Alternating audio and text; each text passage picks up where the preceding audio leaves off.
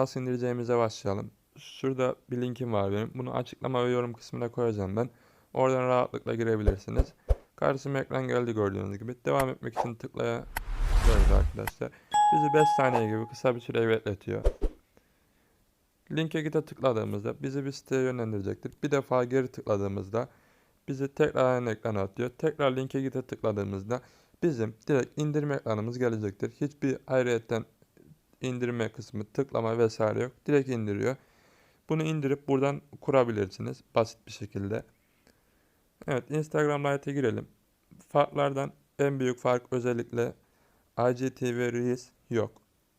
Daha az yer kaplıyor. Daha az veri kullanıyor. Bunları biliyoruz zaten. Hikayeler kısmında büyük değişiklikler var. Mesela girelim bir hikayeye. İleri ya da geri gitmesi oklar sayesinde buradan tıklayarak geçebilirsiniz. Hikaye kendisi sabit olarak kalıyor. Geçmiyor yani. Bunu sevdim ben. Bu güzel olmuş gibi. İlla oklara değil altına üstüne basarak da hikayeye geçebilirsiniz. Bir başka kullanıcının hikayesine soldan sağa ya da sağdan sola kaydırarak geçebilirsiniz. Bu şekilde çıkmak şöyle çıkıyorum. Hikaye ekleme kısmında var değişiklikler.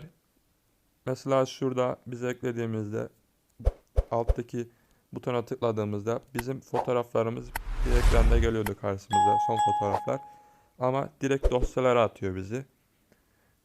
Onu değiştirmişler. Ayrıca şöyle kameram kapalı şu anda benim. Bir fotoğraf çektiğimde ekleyeceklerimiz bunlar var. Sadece bunları bırakmışlar.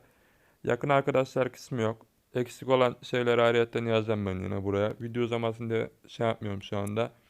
DM kısmında değişiklikler var. Sadeleştirmişler. Güzel olmuş bence. Yazı tipi vesaire. Hoş duruyor. Profil düzenleme kısmında var değişiklikler. Profil düzenleme kısmına girdiğimizde yine sade basit bir ekran bekliyor bizi. Kişisel bilgiler ayarları yine değişmiş hafif. Buradan direkt yani güzel olmuş bence. Keşfet kısmında pek bir değişiklik yok. Reels ve IGTV videolar çıkmıyor ayrıyetten. Bildirim paneli, bildirim kısmı aynı. Fotoğraf ekleme kısmında da yine değişiklikler var. Şuradan direkt dosyalara atıyor aynı hikayede olduğu gibi. Bunlar yani. Başka pek bir farkı yok. Ben sevdim açıkçası. Kaydetme de var hafif değişiklik. Kaydedildi şeklinde bildirim geliyor şekilde. Kaydedilenlerden kaldırdı. Koleksiyon ayını kaldırmışlar. Yani bu şekilde direkt çift tıklama vesaire bunlar duruyor tabii ki. Yani genel olarak böyle arkadaşlar. Seveceğinizi düşünüyorum ben.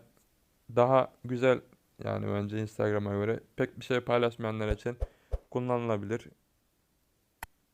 Gayet hoş yani. Bu kadardı arkadaşlar. Kanalıma abone olarak bana destek olabilirsiniz. Kartlarda ve bitiş ekranında çıkacak olan içeriklerin de hoşunuza gideceğini düşünüyorum. Onları da izleyebilirsiniz. Kolay gelsin.